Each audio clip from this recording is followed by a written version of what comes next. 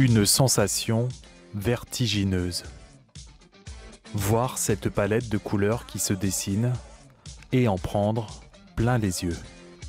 Voir le monde d'en haut, surtout ici avec tous les châteaux, c'est vraiment superbe. Voler sous les nuages avec des oiseaux, c'est le rêve d'Icare. Vu d'en haut, le temps semble figé. La nature révèle alors toute sa beauté. Mais avant de prendre les airs, briefing pour tout le monde. Point crucial, la météo. On a du vent fort, donc en effet, je pense que c'est assez intéressant de partir du côté du château de Guédelon. Le vent, contrairement à ce qu'on pourrait croire, n'est pas le meilleur allié du pilote. Ça complique un petit peu le vol, mais après, bon, de toute façon, tous les jours, la météo est différente, donc chaque vol est vraiment différent et on s'adapte à chaque fois, on fait ce qu'on peut avec les conditions qu'on rencontre. En fonction des conditions se décide alors le parcours à suivre. Sur les points de la carte, les 160 châteaux à photographier. Donc on a dit on prenait le 9 et le 20, c'est ça ?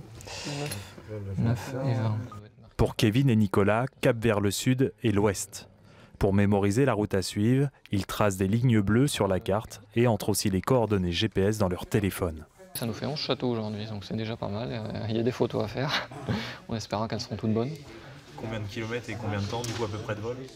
Ça fait à peu près 120 km et le temps de vol, ça va mettre 3 ou 4 heures, je pense.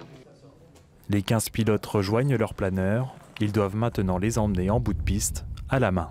En général, on prend une voiture, on accroche le planeur derrière. Mais là, on n'avait pas de voiture sous la main, donc on fait les courageux et on pousse. Kevin n'est plus un jeune pouce du pilotage. Déjà plus de 10 années passées à planer. Avant chaque décollage, il passe plusieurs minutes à tout inspecter. Les ailes et l'extérieur du planeur, mais aussi l'intérieur du poste de pilotage.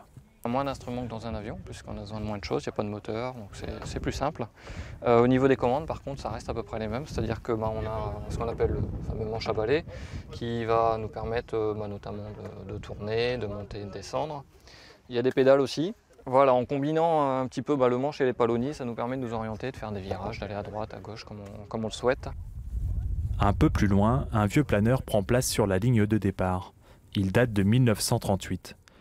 Pas de matériaux composites pour celui-ci, mais une composition en bois et en toile. Donc les planeurs de bois et toile, c'est vraiment les planeurs d'ancienne génération avant 1970. À partir de 1970, il y a les premiers planeurs composites qui sont apparus. Et donc là, en fait, les bois et toiles ont été vite dépassés parce que le matériau composite permet d'avoir des états de surface beaucoup plus propres, donc des meilleures performances. Jeunes ou anciens, chaque planeur trouve donc sa place dans la course des 100 châteaux. Après les vérifications techniques, chaque pilote enfile un parachute avant de rejoindre la piste de départ. Pour l'aider à décoller, chaque planeur est tracté. À 500 mètres d'altitude, le planeur libère ses ailes. Les courants d'air lui permettront d'atteindre jusqu'à 2000 mètres. Le pilote n'aura alors plus qu'à contempler le paysage qui s'offre à lui et à photographier les châteaux tant convoités.